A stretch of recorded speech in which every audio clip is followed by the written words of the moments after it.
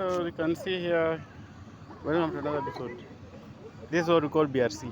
So this is what we are going to spread on top of our slab, because the ground floor slab, we're not going to add reinforcement. So to prevent that slab from cracking, you have to spread this BRC on top of it. Okay. So these are the BRCs. So in this room here, we did backfilling before. After we're done with the foundation, you can see all the columns are there. So after we have added the footings, then the reinforcement for columns, then of course each footing has a blinding of 50 millimeters. Then we do the backfilling, then we do the compaction. Okay, do the compaction. You have to compact this backfill. So after compaction, you do what we call hardcore. So after compaction, you have done the backfilling, you add the hardcore. This is how the slab is done. You add the hardcore. So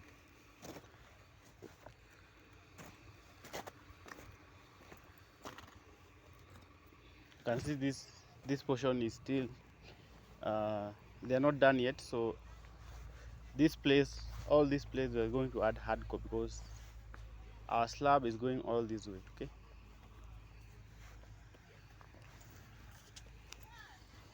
so after we do this hardcore,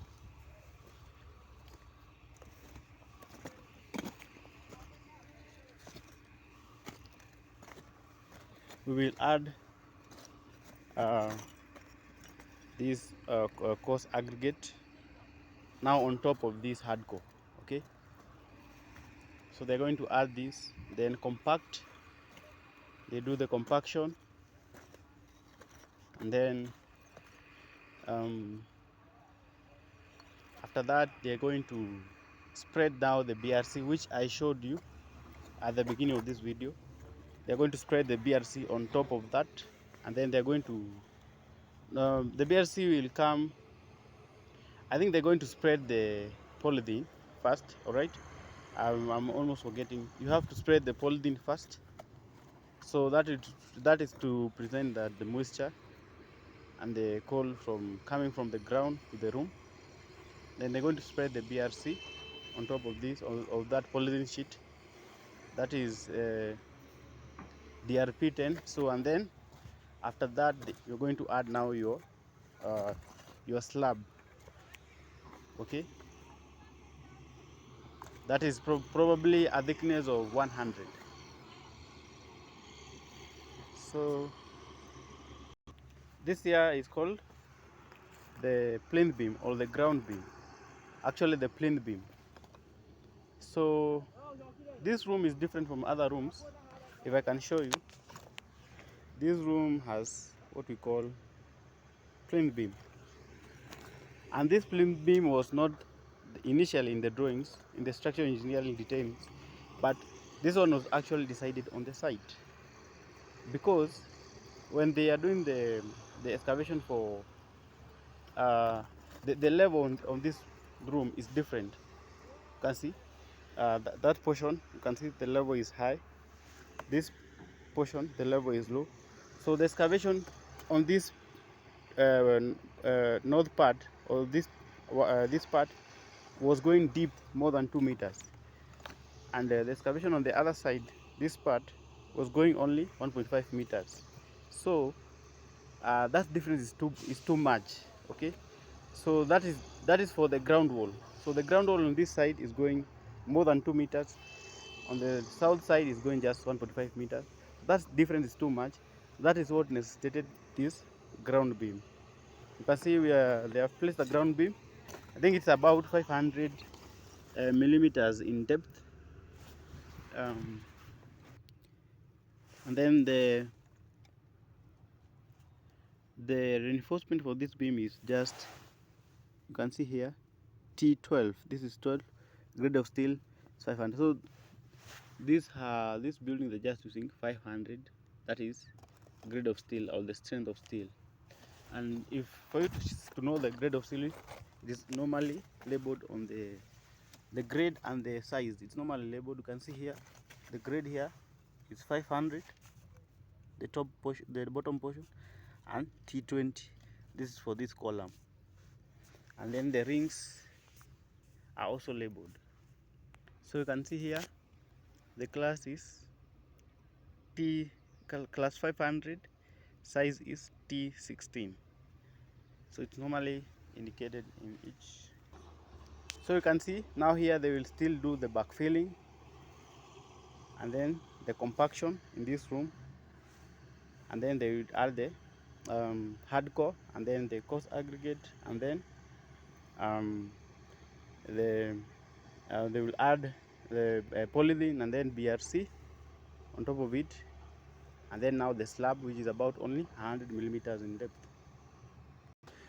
So guys, there is one thing that I want us to learn also in this episode. You can see this here is called, this is the perimeter wall, but you can see there is an expansion joint after a specific length, which you are going to see from here.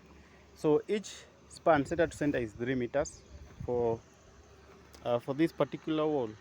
See where the expansion joint is located. So let's determine the length over which there has to be an expansion joint for a perimeter wall.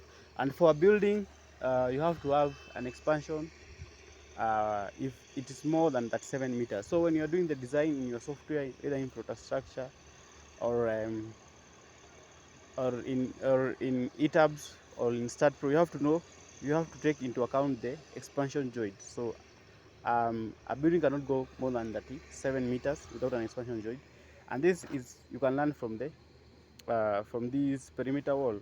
So there is no room here more than 37 meters, so you cannot, but you can run from this perimeter wall. This is an expansion joint. Each center to center is 3 meters. So let's see how many before we find another expansion joint. So this is 1, 2. So you can see no expansion joint there. 3, 4, 5, 6, 7, 8, 9, 10, and then another expansion joint. So that is roughly I think 30 meters, because it is 3 meters center to center. So you see, even in perimeter walls, expansion joint is important, because if you don't have expansion joint and we know concrete will expand and contract, then it can lead to what we call failure. So you can see the different bases.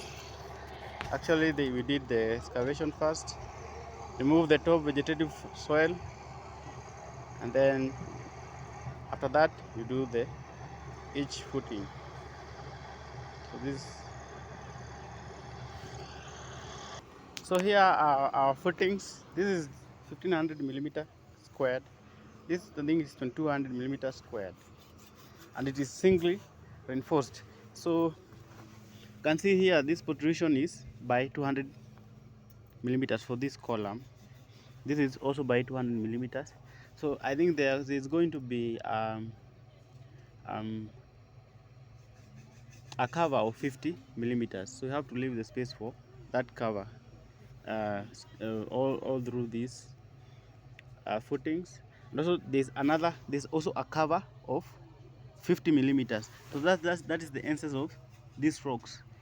You can see these logs are cubic, and they have raised this reinforcement by 50 millimeters. That will be the bottom cover, and then the sides also, it is 50 millimeters all through. So the other concrete is called blinding. So there's also a blinding of 50 millimeters. Okay, so you can see this reinforcement is based on the structural engineer's specifications.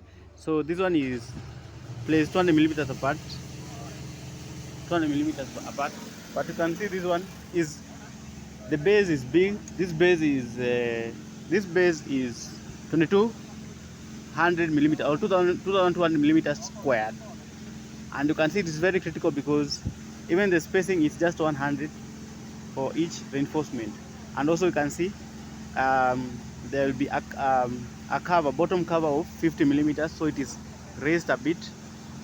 And also the sides, there will be cover of 50 millimeters. And also you don't have to forget this, there must be a blinding of 50 millimeters. So where our footing is going to lie on top, that is called blinding, and that is the concrete 50 millimeters. So guys, I also wanted us to see the size of rebars which we use in our footings. So I'm standing right here on top of one footing, which is 1500 millimeters, 1500 millimeters squared, and you can see the reinforcement is just labeled here T12 grade 500. So usually for footings it's usually T12, okay, not T16, T12. So I was almost forgetting that. So let me see if there's any other thing before we conclude.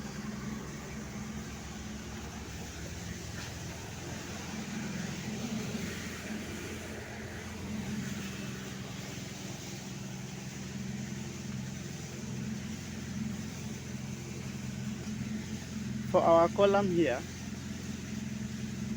you can see our footing. We are using